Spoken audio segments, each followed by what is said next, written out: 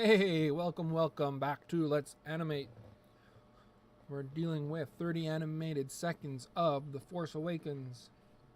And as you might notice, got a few new faces around the table since the last time we were here. That's because yesterday I just couldn't help myself. Did a bunch of character additions here off camera. And you're probably going to be seeing more of this now, where I do a bunch of work behind the scenes, come into another episode, and bam, there's all these changes. It's going to help speed things along. It's going to help me stay on top of my creativity and wanted to do all this work. But I thought I'd stop in right now for a quick recording session, get a video out. We're going to start on this opening scene here, where we're going to set the stage for identifying what it is exactly we're looking at in this scene. I think this makes a lot more sense if we've established that we're outside Walt Disney HQ here. And I did my homework like a good boy, better than I was when I was actually in school anyway. And I found out that Disney HQ happened to be in Burbank, Cali, US of A, believe it or not. That's where this place exists, so we're going to throw that on there. And I also did my homework, and my homework told me that this was very preliminary research. This was not an in-depth investigation into when and who was in the room to know exactly when Force Awakens was going to be released or when Episode 7 was going to be released. All I know is Force Awakens was announced on November 6th, 2014. So we're going to call this November 2014. Just it puts us in the right kind of timeline for when all this nonsense would have been happening. So we'll play around with that after. We'll put a maybe a nice little you know how sometimes you get that it comes up letter by letter and you got like an old-fashioned sound effect as the letters come up. Maybe we'll do that. Add some character, add some life to the scenes. That's what I'm all about. That's what I love. So let's get in here. Can I find my cursor, please? There we go. And we're going to start adding some life to this scene.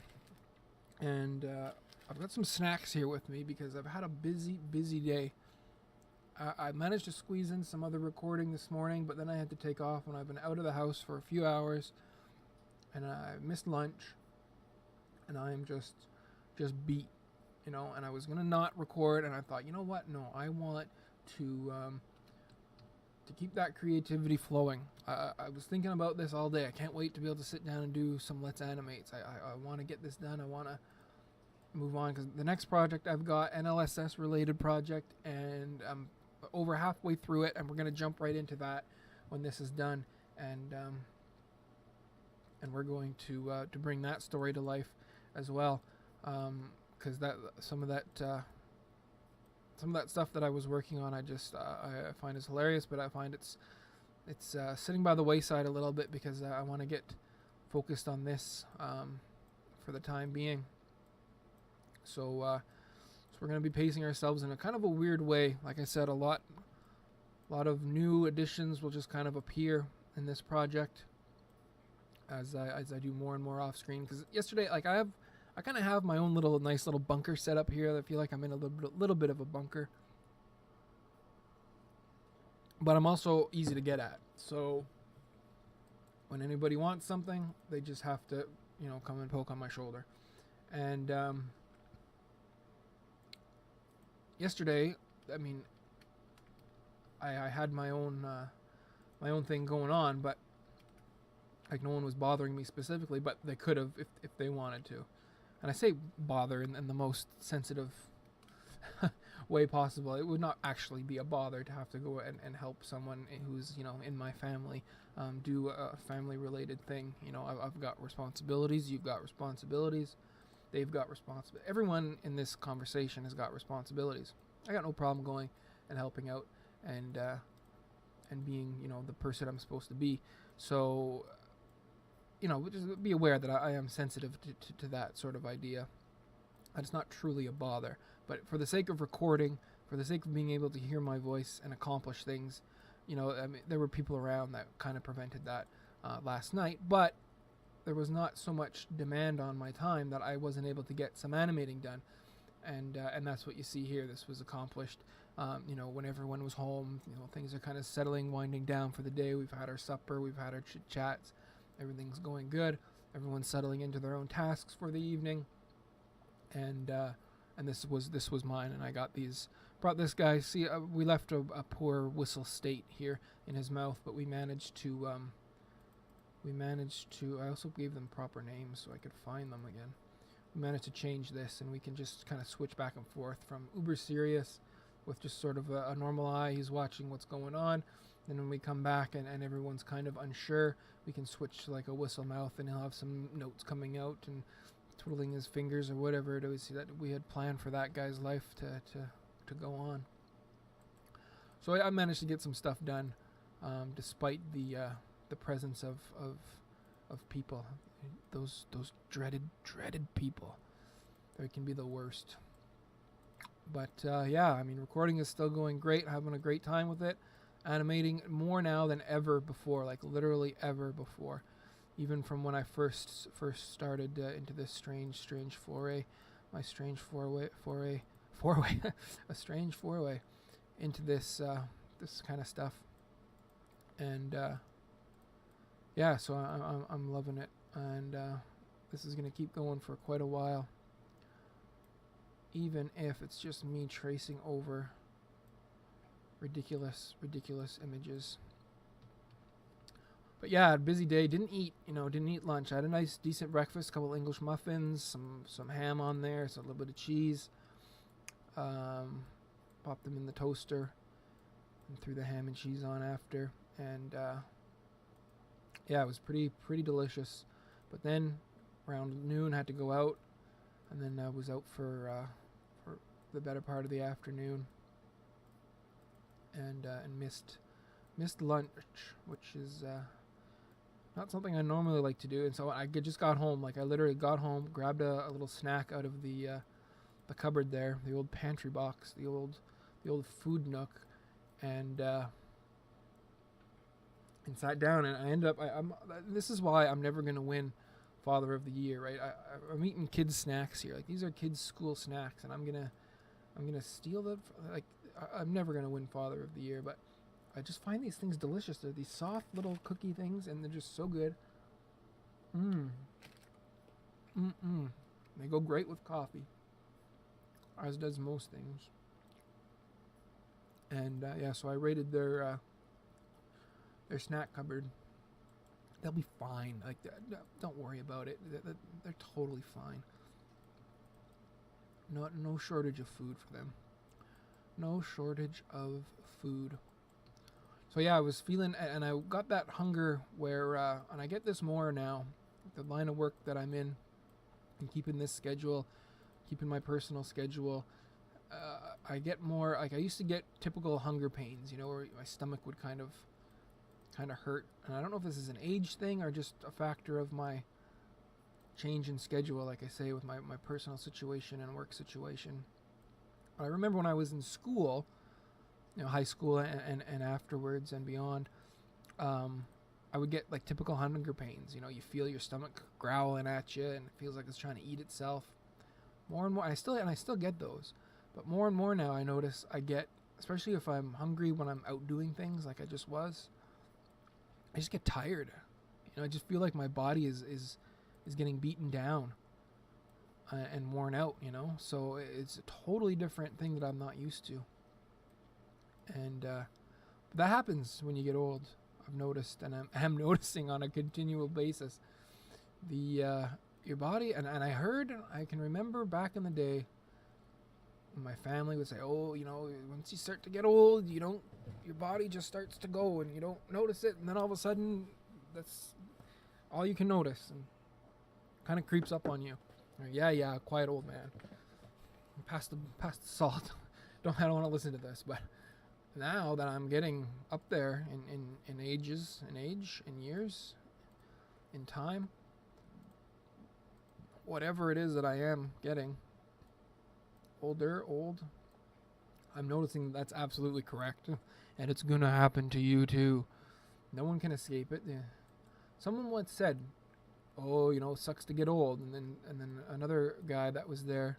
These are old people talking, of course, not me, but I was present. And one old guy says to the other, oh, you know, it sucks to get old. And then the second old guy says, well, yeah, but it beats the alternative. The alternative being, of course, the only way to escape old age is death. And I always got a chuckle out of that, as corny as it is. It's true, and you got to be thankful that for the moments that your body hurts and you think, oh no, poor me, but you know what? You're alive and kicking. You're getting things done. You're, for the most part. I mean, if you're bedridden and infirm, and I don't even want to go down that path, but it just sounds horrible. But for the most part, for most of us who are going to complain about aches and pains or noticing weird things about their body, you know, it beats the alternative every time. And just something to live. A little bit of wisdom from Mr. Roman here on what day is this? Wednesday afternoon. Wednesday afternoon. And like I say, my schedule is all wonky now. You know, we're going to be coming into spring soon. It's February.